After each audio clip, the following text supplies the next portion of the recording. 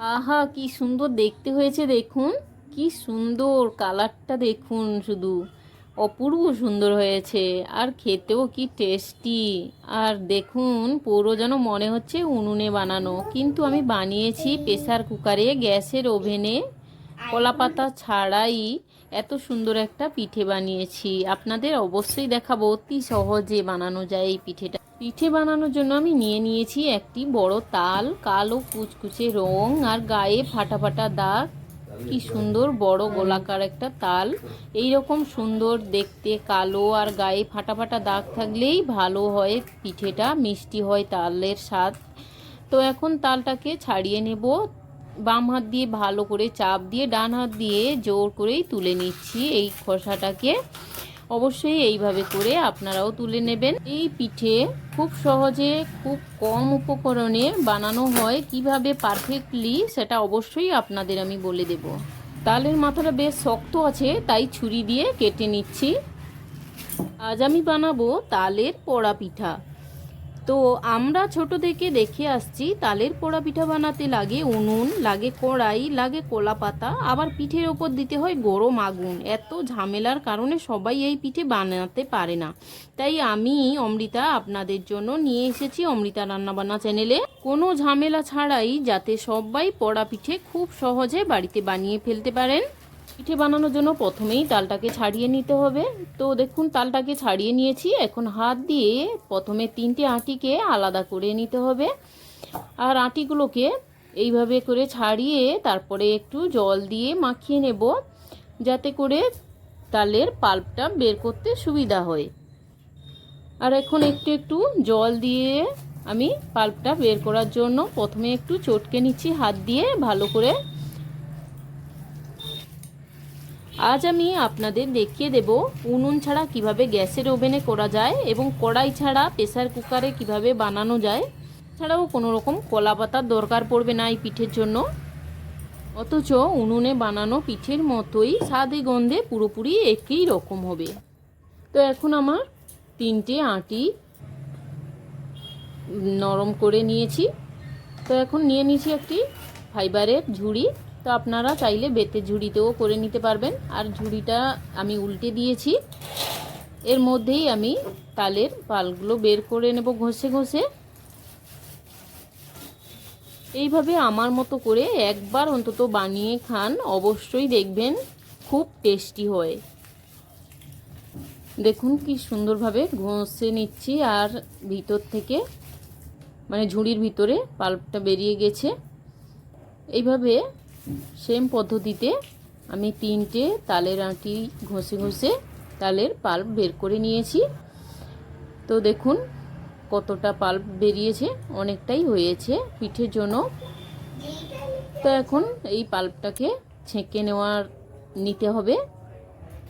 ছেঁকে নেওয়ার জন্য আমি একটি বাটি নিয়েছি, আর বাটির উপরে দিয়ে দিয়েছি নেট জাল। তো নেটের উপরে ছেঁকে নিলে তালের মধ্যে যে মানে লোমগুলো থাকে সেইগুলো বেরিয়ে যাবে। আর এই তালের যে খোসা, এইগুলো পেটে গেলে কিন্তু পেট খারাপ হয়, পেটের ব্যথা হয়, আর খেতেও ভালো লাগে না।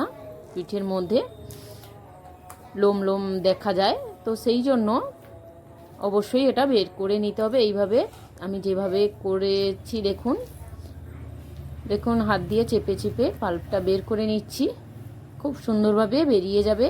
আর এইভাবে অবশ্যই ছেঁকে নেবেন কিছু একটা সাদা কাপড় কিংবা নেটের সাহায্যে। দেখুন কতটা তালের এই লোমগুলো বেরিয়েছে, খোসার অংশ বেরিয়েছে। এগুলো এখন ফেলে দিচ্ছি। আর আমি নিয়ে নিয়েছি এই পিঠের জন্য একটা নারকেল। নারকেলটাকে আমি ছাড়িয়ে নিচ্ছি। নারকেলটা দিলে এই পিঠের স্বাদ দ্বিগুণ বেড়ে যায়। তো প্রথমেই আমি নারকেলটা তুলে নেব কাঠারির সাহায্যে। নারকেলটা কুড়নির সাহায্যে কুড়ে নেওয়া যেতে পারে, কিন্তু আমি কুড়বো না, কারণ কুড়া নারকেল দিলে কিন্তু এত টেস্ট হয় না এই পিঠেতে। তাই অবশ্যই আমি ছেঁচে নেব, মানে শিল নোড়াতে একটু থেঁতো করে নিচ্ছি। মিক্সিতেও ভালো হবে না এবং কুড়ে নিলেও ভালো হবে না, সেই জন্য শিল নোড়াতে একটু থেঁতো করে নিচ্ছি। একটু আধ ভাঙা থাকলে মুখে পড়বে পিঠে খাওয়ার সময়, এটা খুব টেস্টি লাগে, খুব ভালো লাগবে। একবার আপনারা আমার মতো করে দেখুন, খুবই খুবই ভালো লাগবে। তো পুরো নারকেলটা আমি দেখুন কেমন ঝরঝরে হয়েছে, পুরো নারকেলটা আমি রেডি করে নিয়েছি। আর একটা বড় নারকেল রেখে দিয়েছি, এইটা পরে ডেকোরেশনের জন্য রেখেছি, পরে লাগাবো। তো পিঠের জন্য রেডি করে নিচ্ছি। তালের পালের উপরে দিয়ে দিচ্ছি 2 বাটি চালের গুঁড়ো, এখন দিয়ে দিচ্ছি 1 বাটি সুজি,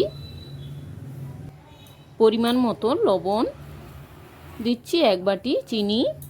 সমস্ত শুকনো উপকরণ আগে মিশিয়ে নিয়ে তারপরে তালের সঙ্গে মিশিয়ে নিচ্ছি। দেখুন কি সুন্দর করে মিশিয়ে নিচ্ছি। এইভাবেই কিন্তু মাখাতে হবে হাত দিয়ে মাখালে উপকরণটা ভালো মাখানো হয়। আর স্পুন দিয়ে মাখালে কিন্তু যেখানে সেখানে লবণ থেকে যাবে, চিনি থেকে যাবে, সব জায়গায় সমানভাবে মাখানো হয় না। তাই হাত দিয়ে সুন্দরভাবে মাখিয়ে নিচ্ছি। দেখুন এইভাবে ঠিক মাখাতে হবে, এর থেকে নরম বা শক্ত করা যাবে না। যদি আপনাদের খুব শক্ত হয়ে যায় অল্প একটু জলও দিতে পারেন। তো আমি এখন দিয়ে দিচ্ছি থেতো করে রাখা নারকেলটা দিয়ে খুব ভালোভাবে মাখিয়ে নেব।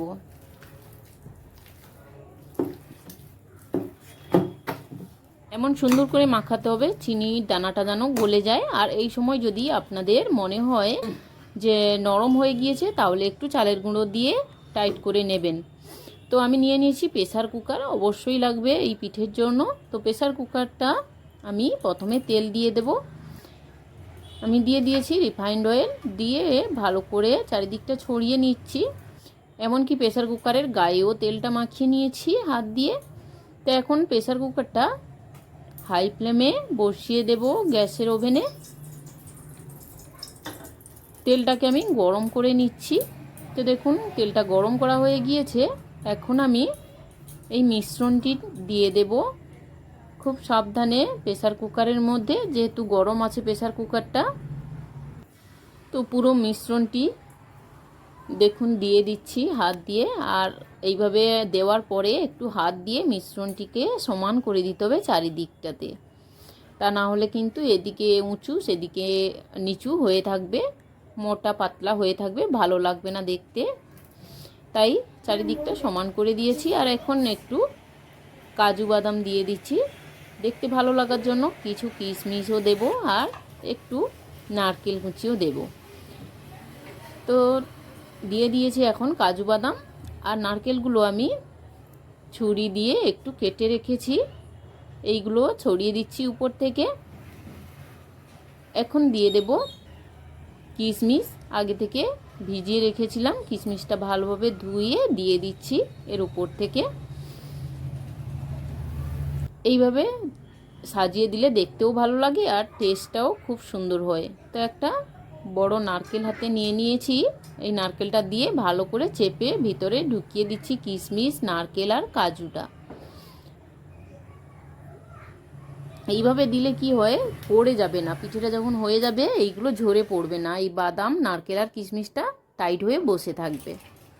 তো এখন রেডি হয়ে গিয়েছে, আমি প্রেসার কুকারের ঢাকনাটা লাগিয়ে দেব।